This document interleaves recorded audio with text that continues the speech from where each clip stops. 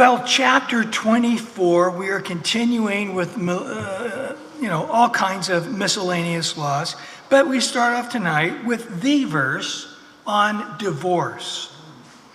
When a man takes a wife and marries her, and it happens that she finds no favor in his eyes because he has found some uncleanness in her, and he writes her a certificate of divorce, puts it in her hand, and sends her out of his house.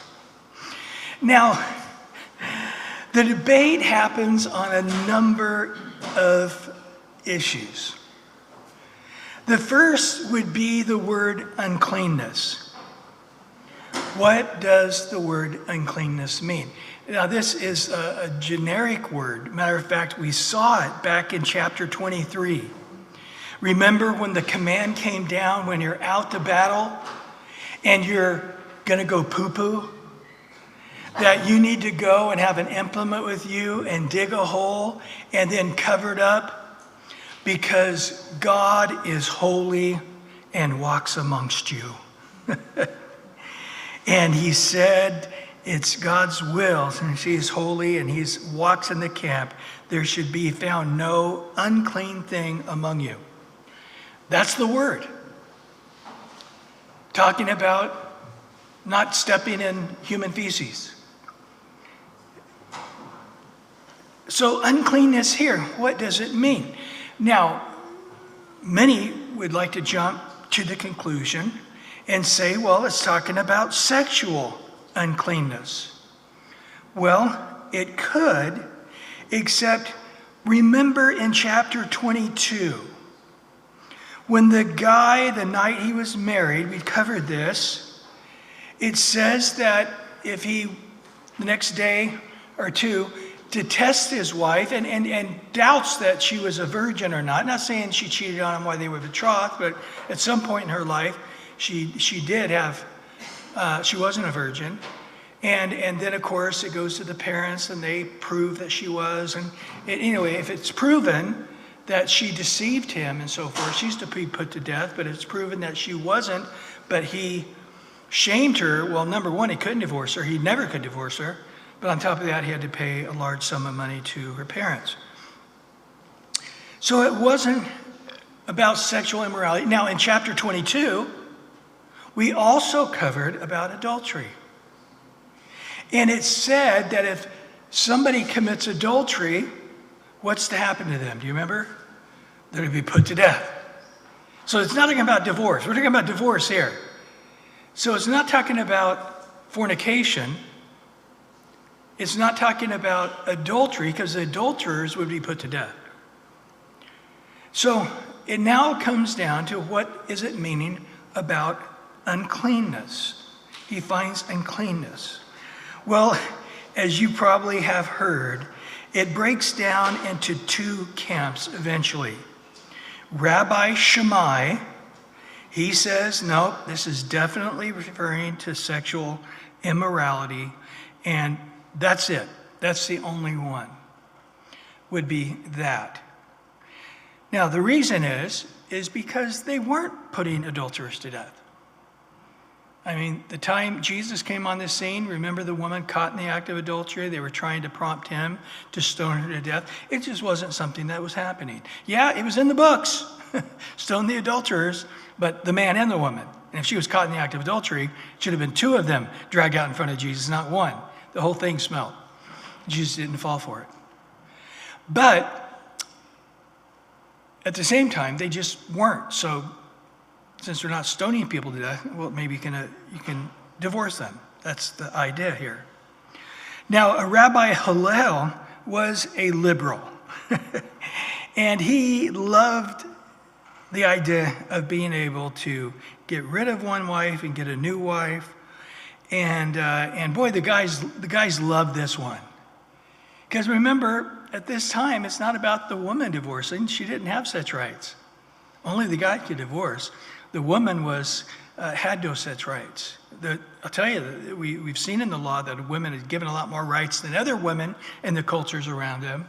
And so much more in the New Testament. I mean, the New Testament teaching really elevated women. But still, not the same. And Hillel said, no, it's really up to you. If you feel that she has become unclean. Now that could just simply be because you found another woman more attractive than your wife. Or your wife is becoming unattractive. Or she let her hair down in public. Or you believe that she talked to other men and it bummed you out. She burnt the bread, burnt the breakfast. She put too much salt in the food. She spoke ill of her mother-in-law. Talk about her mom. Be infertile, and it could go on down the line. Infertile is a big one. But on down the line, all these things he could divorce.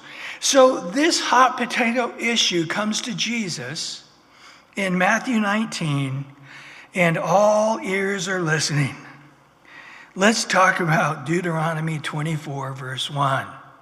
Is it lawful for a man to divorce his wife for just any cause? So where do you fall, Jesus? In the Shammai camp, or the Hillel camp, or somewhere in between? You're your own guy. We're going to have a third one here. Jesus doesn't touch the book of Deuteronomy. He stays away from the book of Deuteronomy on this issue. He goes to Genesis. He answered them and said, have you not read that he's made them at the beginning, male and female, and said, for this reason a man shall leave his father and mother, be joined to his wife, and the two shall become one flesh. So then they are no longer two, but one. Therefore, what God's joined together, let no man separate. And they said to him, well, why did Moses command to give a certificate of divorce, to put her away? And he said to them, Moses, because of the hardness of your hearts, permitted you to divorce your wives. But from the beginning, it was not so. And I say to you, whoever divorces his wife except for sexual immorality and marries another commits adultery. And whoever marries her who is divorced commits adultery. His disciples said to him, if such is the case of a man and his wife, it is better not to marry. So Jesus says, look, you become one flesh. So it's no different in my mind than cutting a person with a chainsaw right down the middle of their forehead and cutting them in half. That, in my mind, is what you're doing. Well, why did he divorce? This is one of those issues I've been talking about. We're talking about polygamy. We're talking about slavery. We're talking about divorce. That these were things that God permitted out of concession. It wasn't his perfect will. But he knew that he could only bend the branch so far before it would break. And he knew that if you just said, never can you, it's just like, we're out of here. We don't want to be a part of the Jewish. We're going to go travel like our father Abraham did and go find our own place to live, which many Jews did throughout history. They packed up and left. Remember the story of Ruth. They, in the middle of the famine, packed up and left. They were going to go start their own lives in Moab. So this is the kind of thing that happened. So to try to keep things together, he bent it as far as he could. And he said, well, hold it. But you permit it. It's like, yeah, it's because your hardness of heart. It never was what God had in mind ever. Now, the disciples got it. They're like, wow. So when you go into marriage, it's for life, period. And if you have any other mindset, just do not marry to begin with. Period. And that was, they got it right. And then Jesus did the teaching on eunuchs, saying, yeah, sometimes not a bad idea to be a eunuch. Now, I would say for us as Christians, we are not under law, we're under grace. Because under grace and through the Holy Spirit, we can do far greater. You know, as believers, we're not going to just not steal from people, but we're going to give and bless, right? We're not going to just not use God's name in vain. Oh, pat myself on the back. I don't use God's name in vain. No, we're going to praise and bless the Lord, right? We go above the law. The law just gets us to 0. Don't lie, don't steal, don't cheat. But we are going to do far more through the Spirit. And so when we come to the New Testament covenant, and again, we make a vow. We studied that the last couple of weeks about vow. You make a vow, God expects you to keep it. Solomon says, Jesus says, it even says there in Deuteronomy, it's just better not to vow. Just don't vow, period. But if you got a vow, like a marriage vow, or vowing to raise your kids up in the Lord, it's good. That's a good vow. But you got to keep it. But for us as Christians, it's hardness of heart is the reason. 100% of the reason people divorce, hardness of heart, pretty much. And so 95% of the reason. There are other reasons I'll give here in a minute. But the bottom line is, it's just learn to forgive. I mean, isn't that Christianity in a nutshell? We, by the power of the Spirit, forgive when the rest of the world can't. Jesus in Matthew 5, we know that passage well, don't we? You've heard, love your neighbor, but you can hate your enemy. I say to you, no, love your enemies. Bless those who curse you. Do good to those who hate you. Pray for those who spitefully use you and persecute you. And that's just talking about your spouse. Now, people outside your family, the fact is if that is your spouse who's become your enemy, if it is your spouse that's spitefully using you and persecuting you and abusing you, you are to be like our Father in heaven, who makes the sun to rise on the evil and the good, sends rain on the just and the unjust. For if you love those who love you, what reward have you? Do not even the tax collectors do the same? Not that we don't think tax collectors are wonderful people here. Personally, they're my heroes. I love tax collectors. This is being recorded, right, guys? Yes, okay. Okay, yes, we here at Calvary Chapel love tax collectors. But either way, and if you greet your brethren only, what do you do more than others? Do not even tax collectors do so? Therefore you shall be perfect, as your Father in heaven is perfect. So, as Paul said in Romans 12, we're not to be overcome with evil. We're to overcome with evil with good. We're to learn to be at peace with all people as far as it's up to us. And then, of course, we know the passage before Jesus talks about divorce. It's interesting, Matthew 18 is all about forgiveness. And then in Matthew 19, they ask about divorce. But we know Matthew 18, this is where Peter thinks he's head and shoulders and, oh, well, shall we forgive our brothers 7 times daily? When the law was 3 times. And he doubles that and adds another one thinking, man, Jesus is going to rebuke me saying, no, not even, nobody could do 7 times, Peter. Don't be outrageous. And of course, Jesus said 70 times 7, right? And we know the story in Matthew 18. Jesus tells the parable about a guy who owes his master $16 billion. And he goes, hey, I'm going to throw you in jail till you pay me. And he's, oh, don't forgive me. He goes, okay, I forgive you. You owe me nothing. And that guy goes out and finds a guy that owes him, $10.50. And he grabs him by the neck and starts strangling him and says, give me my money.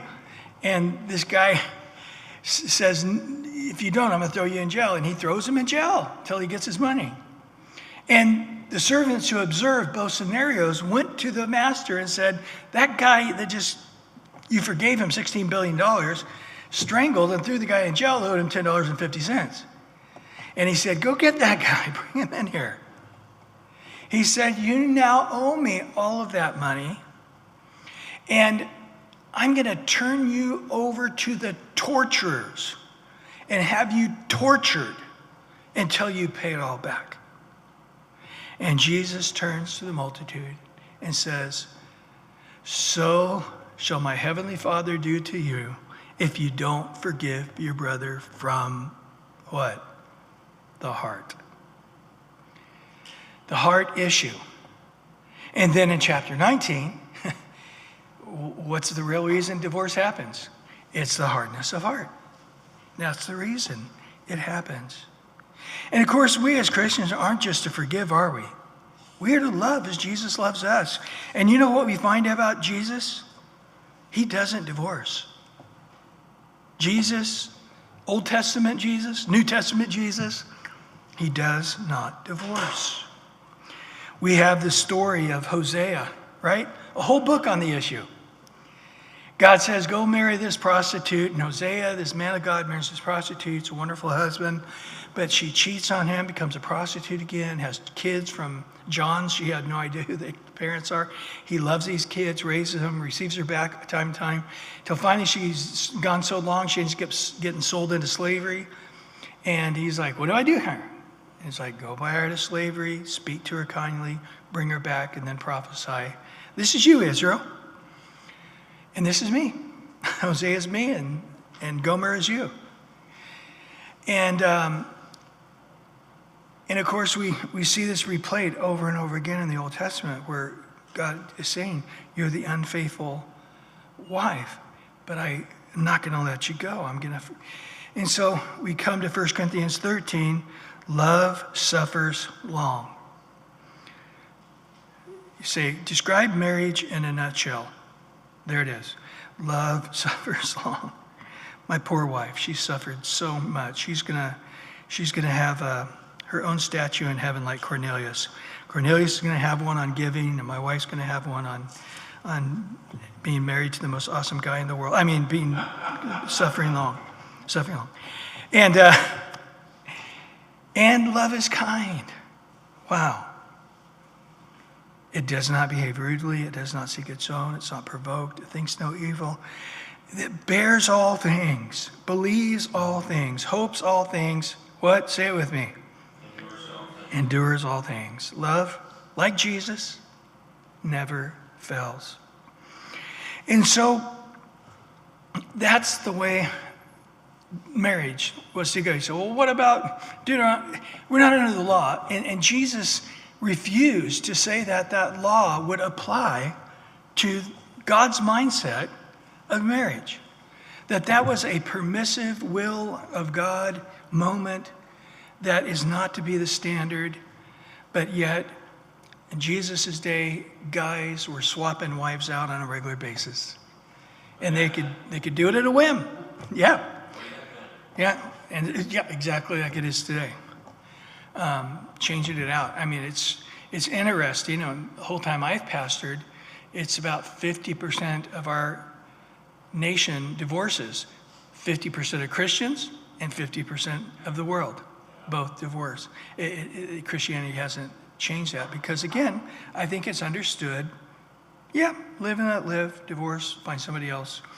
Now, it is interesting that we do find Paul saying in 1 Corinthians 7, verse 15, but if the unbeliever departs, let him depart. A brother or a sister is not under bondage in such cases, but God has called us to peace. What is he talking about here? Remarriage. So the issue, again, isn't always divorce. If you want to divorce, go ahead, but are you not permitted to remarry? See, that's the question. So, divorce, but now can you remarry?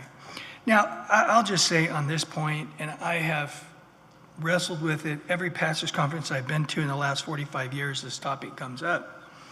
And my pastor, Chuck, just said, I am not your scribe. I'm not your lawyer. I'm not your Pharisee. You are your own priest unto God, right? We are all required to study the Word of God and to make those decisions for yourself.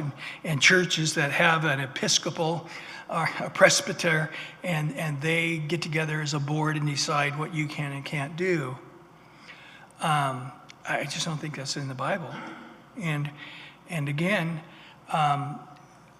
I do know that people have reasons that are not in the Bible for divorcing. Now, one, sometimes the person has no option. They're divorcing them. It's like, I don't want to divorce. I'm trying not to divorce, but they divorce me. And you're just holding your hands out going, they've already taken off. Then also, like I said before when we talked on this a while back, I remember a case of a Calvary chapel up in the Bay Area where the guy decided, this is years ago, to start dressing like a woman And then he wanted to go out on Friday nights, and he didn't say, I'm not cheating on you or anything. I just want to go out and be with my other cross-dressing friends. And then eventually wanted to do that in the home and have the kids be around him as a woman. And that's where she's like, no, we're not going to do that. And she was a very new Christian. And she's like, yeah, I can't do this. I'm going to divorce him. And she did. And she was very young, in her early 20s. And the time came up after a few years, she wanted to get married, and it made a big scuttlebutt, like, well, she had the right to divorce if she wanted, but does she have the right to remarry? And that's when it came to Chuck. Chuck's like, hey, I'm not a lawyer. I'm not your religious lawyer. I'm not your scribe or your Sanhedrin. Don't come to me like, we're the Sanhedrin up here in Jerusalem. She's going to stand before God. Now you as a pastor, you feel comfortable. I've had people ask me to marry them. I'm just like, nah, I can't do that. I don't feel comfortable with that. And what have I learned about the issue of divorce over the years? People are going to do what they want to do, period. And they will find the verse they want.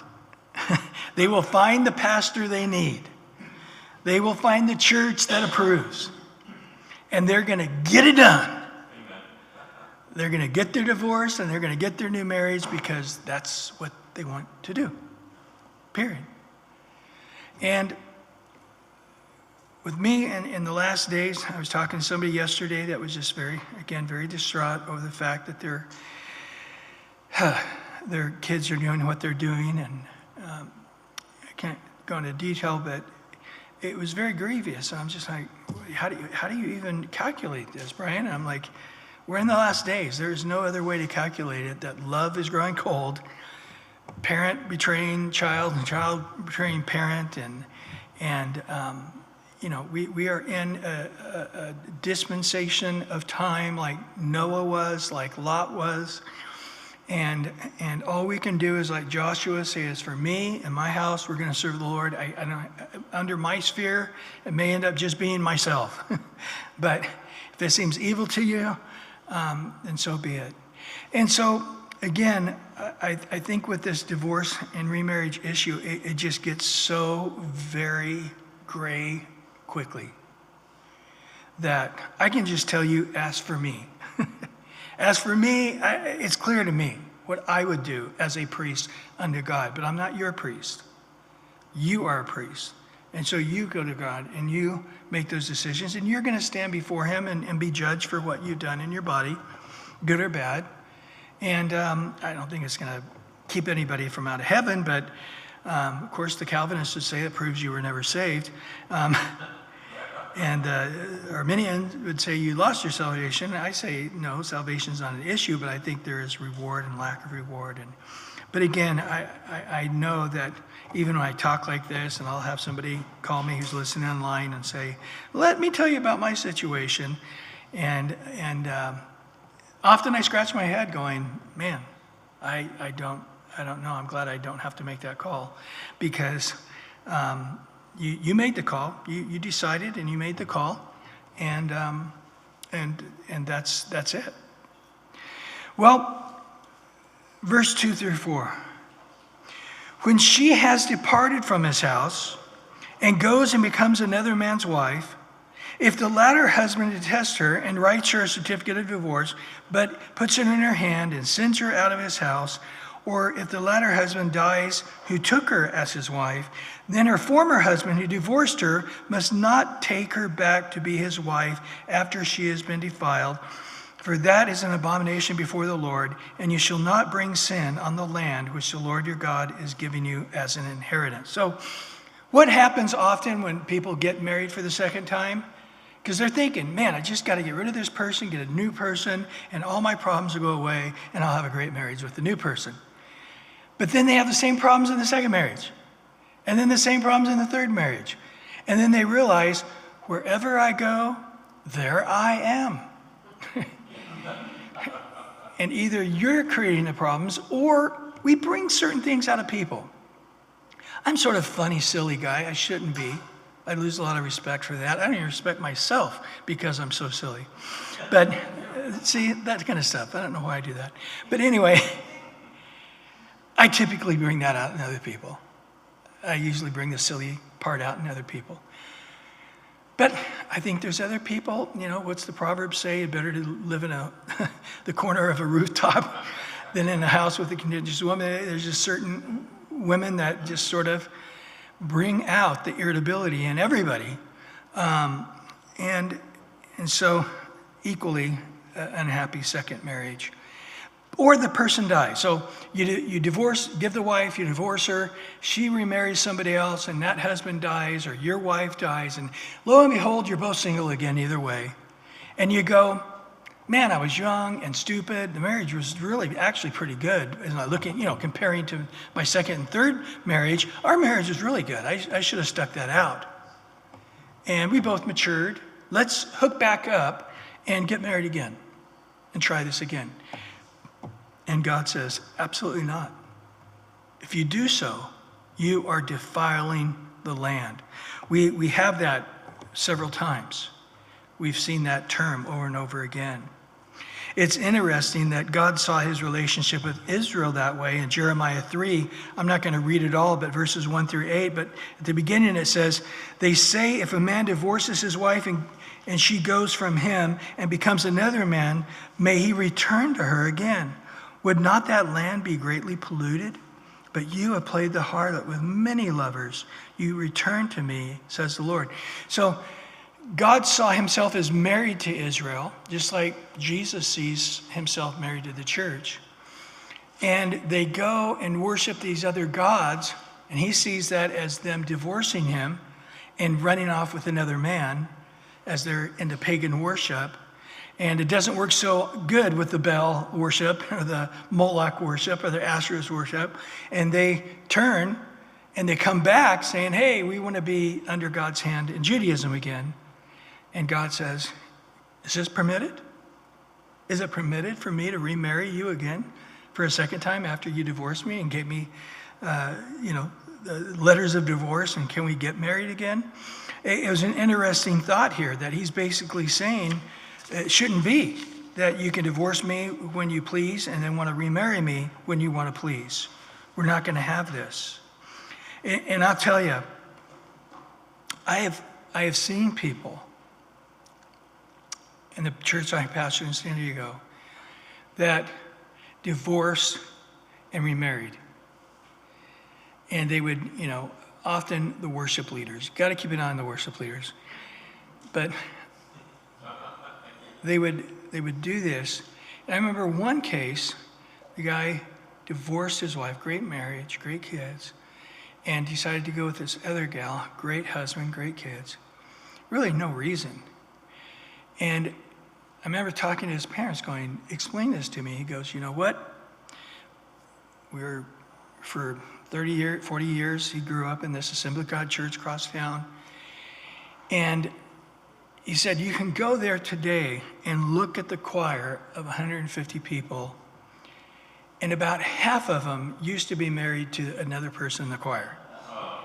It's like they have all been married and remarried and swapped spouses so many times and stayed in the church.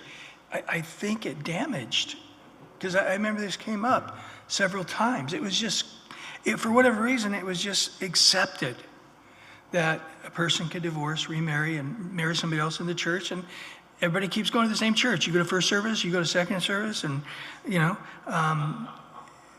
and so, and it just it changed their mind of thinking divorce, remarriage is very much culturally almost accepted. It's almost encouraged. It's I know I've heard guys say, how's it going? It'll be better with the second marriage. I'm still practicing on the first marriage.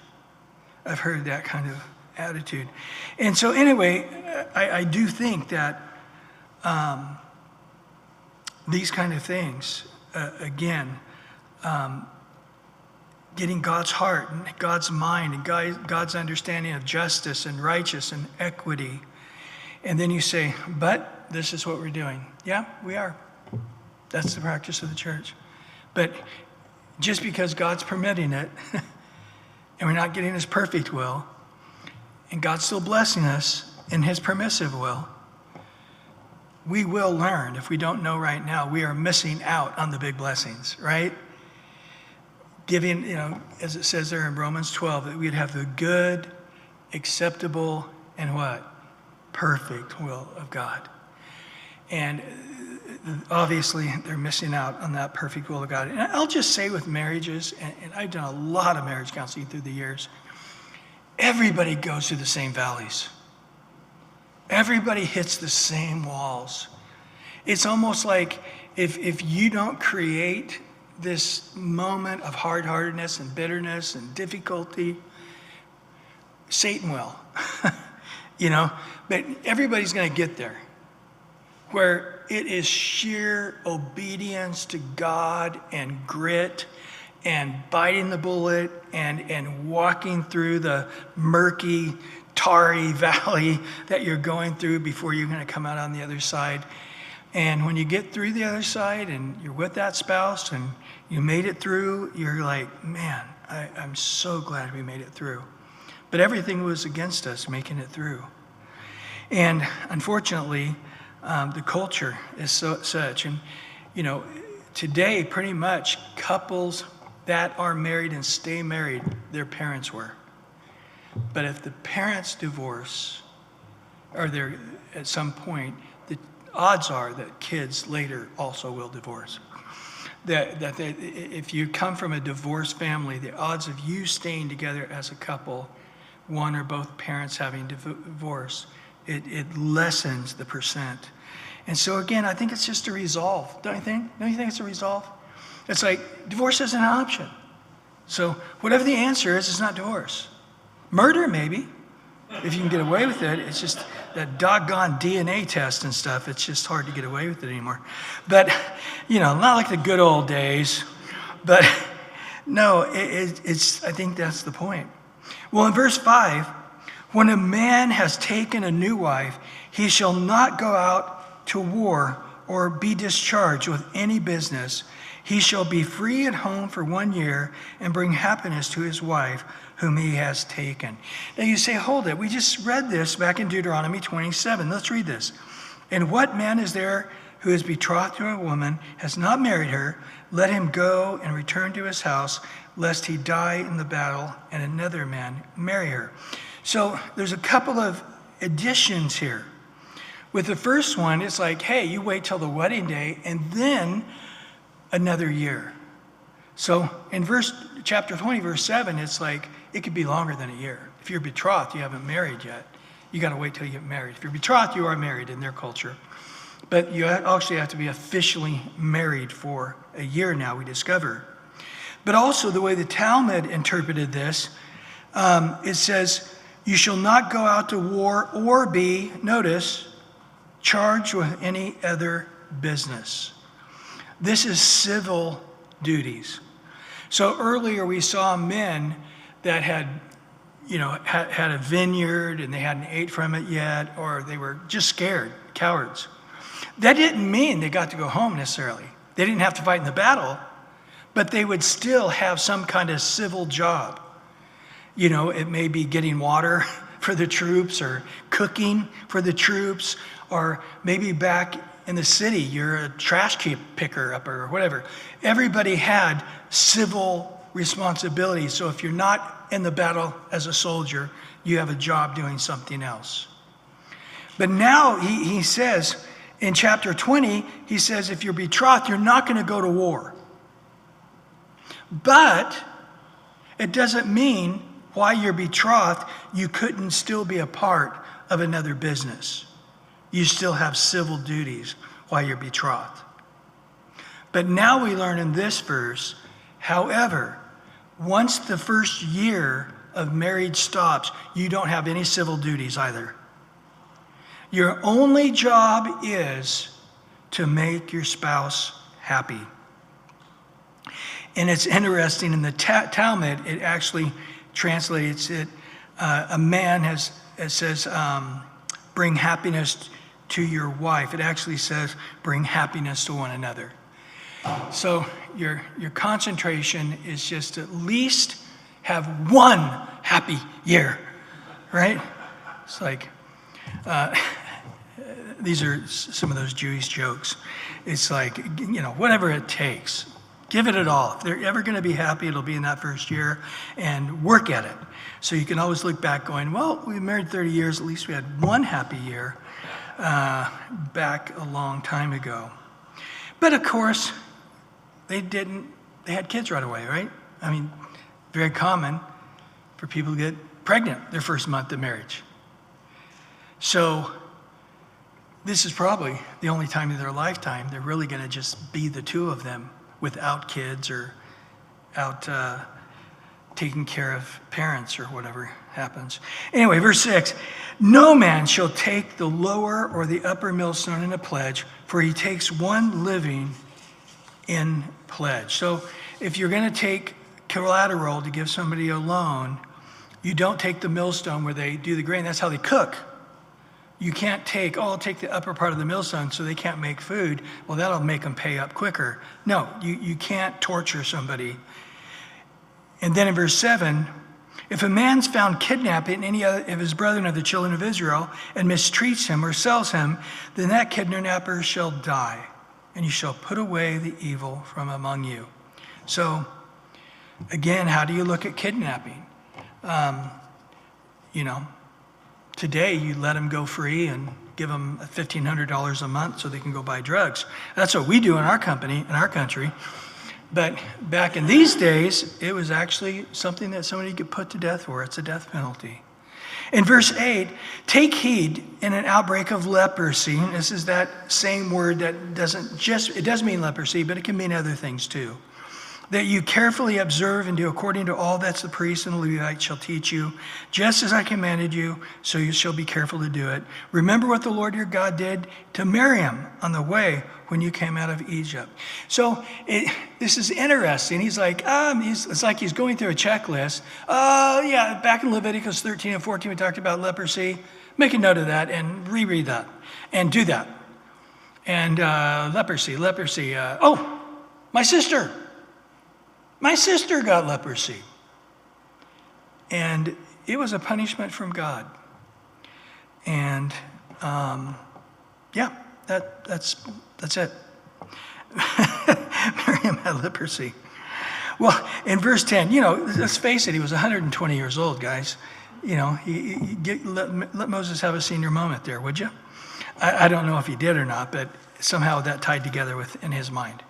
In verse 10 through 13, when you lend your brother anything, you shall not go into his house to get his pledge. You shall stand outside, and the man to whom you lend shall bring the pledge out to you. And if the man is poor, you shall not keep his pledge overnight. You shall, in any case, return the pledge to him again when the sun goes down, that he may sleep in his own garment and bless you. And it shall be righteous to you before the Lord your God. It is interesting, if you've been to third world countries and you walk into their house, they don't have stuff. What they have, you can see on the shelf. They don't have drawers full of clothes. They may have one other or two other things on a hanger right in front of you, you can see. And so everything they have, they use. And so you're going in, it's not like you're going to say, I'll take that fine artwork there you have. There was no such thing. What are you going to take? It's going to be their pots, their pans, the millstone, their garment that they use to sleep in at night, their robe. And he's saying you can't do this. You cannot lend them money and then want collateral for what you lend money for because they haven't paid you back yet. You can't go storming into their house and take what you want, to put them in a bind, to say, you freeze tonight, sucker. Pay me. And then you won't freeze tomorrow night. But until you pay me, you're going to be cold every night and not sleep good because I'm taking your bedding. He said, you can't do that. You can't torture somebody. And again, typically the person who's in that bind is poor, and you're compounding your sin by oppressing the poor. And in verse 14 to 15, you shall not oppress a hired servant who is poor and needy, whether one of your brethren or one of the aliens who is in your land within your gates. Each day you shall give him his wages, and not let the sun go down on it, for he is poor and has set his heart on it, lest he cry out against you to the Lord and sin against you. So again, as it is today in many parts of the world, you work, and the money you make, you're going to the grocery store to get groceries to take home and feed your family the 1 meal a day they're getting.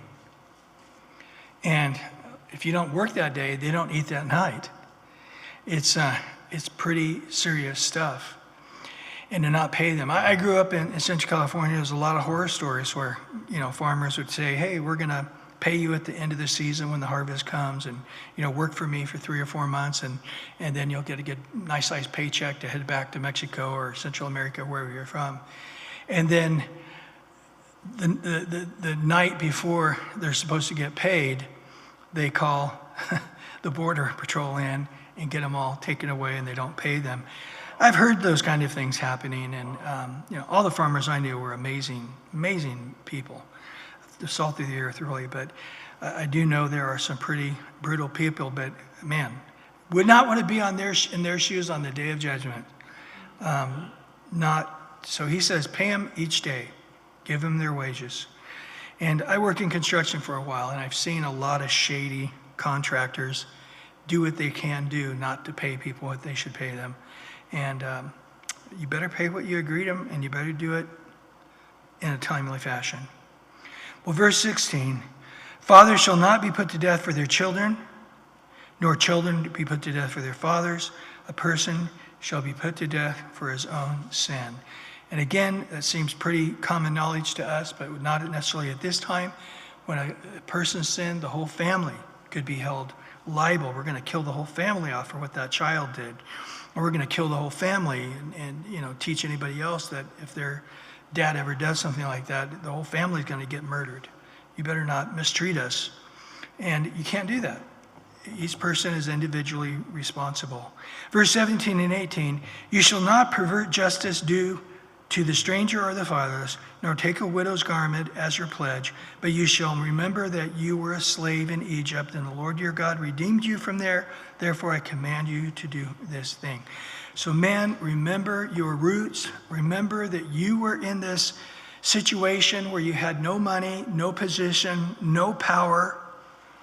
And boy, when you have no position and no power, you touch the heart of God. Man, James says, you want to be religious? Okay, I'll give you a religion. Pure and undefiled religion before God is this, in James 1:27, to visit orphans and widows in their trouble, and to keep oneself unspotted by the world. That sounds like a good religion. If you got to have a religion, I don't want a religion, but if you want a religion, there's a good one. Take care of those who can't take care of themselves, and those who have no power. They have no power to change their situation. They are powerless, and don't use their powerless situation for you to boss them around and mistreat them. Quite the opposite, serve them. And then we finish up in verse 19 to 22. When you reap your harvest in your field and forget a sheaf in the field, you shall not go back to get it. It shall be for the stranger, the fatherless, the widow, and the Lord your God may bless you in all the work of your hands. When you beat your olive trees, you shall not go over the boughs again. It shall be in your stranger and your fatherless and the widow. When you gather the grapes of your vineyard, and you shall glean it afterwards, it shall be for the stranger, the fatherless, and the widow. And you shall remember that you were a slave in the land of Egypt. Therefore, I command you to do this thing. So, again, there's a number of things we've seen up to this point to help out those who are unfortunate. It's interesting that God's welfare system required they work. It's still, you got to work, right? You got to go out there and gather the sheep. You got to go out and pick the olives. You got to go and do the work. I think that just handing people money is not a healthy thing for them mentally, emotionally, spiritually, self-esteem. And of course, you train a whole generation to not work, but find out where the handouts are and go do that. And so he says, you got to give them a chance, but let them work. And so we see here that if you're get a bunch of wheat or whatever, and you drop some on the ground as you got a big hay bale of it, and you're belling it up on a big rake, and you're putting it up there, and some falls on the ground. You can't pick over and pick it up and throw it on there. And then the same way, you say, well, I think that whatever is ripe, I think the majority of it's ripe. Well, are they all ripe? No. If it's peaches or apples or olives or whatever, there's going to always be a certain percentage that ripen at a later date. Now, I personally know all there is about grapes. And I know you can look at a grapevine and you can find and cut every cluster of grapes you can, and you scour that. It's like Easter egg hunt. You're looking high and low and under that thing. You can get on your back and look, and you walk away, and there's still tons on there. You just can't see them for whatever reason. Like one leaf will cover a whole cluster, and so there's always a percent left over. Now, I do know from living in the farming community that, they go in now, they get these shakers, big machines. They just it feels like an earthquake. They're, walnuts or almonds or olives, all of it. I've seen it. And even then, they leave quite a bit left on there. And sometimes farmers will get greedy and come and shake it again, but they've learned that they injure the tree on that second shake. So you pretty much get one stab at it. It's almost like God designed it that way for the poor. Of course, we know the story of Ruth, right? And in chapter 2 there, where Boaz said, hey, make sure you accidentally drop a little right in front of Ruth so she can get a lot. And there she came that day at the end of the day back to her mother-in-law, Naomi, and said, whoa, and she's like, what in the world? How did you get that much gleaning? Man, that's like, well, bumped into this guy Boaz, I'm just like, do I know Boaz? Yeah, this is God. And she was really blessed. And they were in deep poverty, coming back, returning from Moab. But remember in Leviticus 23:22, he says, when you reap the harvest of your land, you shall not wholly reap the corners of your field when you reap. You shall gather any gleanings from your harvest. You shall leave them for the poor and the strangers. I'm the Lord. So remember, they weren't to cut the corners. They were to, not go right to the edge. They were to come in a little bit and leave the edge part of the fields and the corner parts of the field. And again, you're not giving handouts. They got to go work to get it, don't they? They got to go out and do this.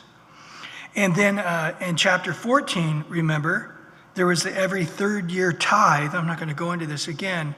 That was for the priest, but also for the poor and the alien, the stranger, and the widow and the fatherless, the orphan and the widow. And then chapter 26, we're going to see another talking about the third year tithe for the poor. So there were a number of vehicles, if you would, for the poor to work and to not starve to death. Well, that is it for tonight, and interesting stuff here. And again, it was funny, I listened to a pastor who was in the same passage we were last time we were together, and he ended chapter 23, I believe it was, and he's like, how many of you guys want to get out of Deuteronomy as much as I want to get out of Deuteronomy? And they all started applauding. It's like, the law kills. When the New Testament says the law kills, but the Spirit brings life. The law kills in many different ways. One of it is just trying to teach through it. It just seems like it keeps growing, doesn't it? It's like, what? There was only 23 chapters in Deuteronomy the last time I looked at it, and now it's an extra 10 chapters got added on there. So how did that happen?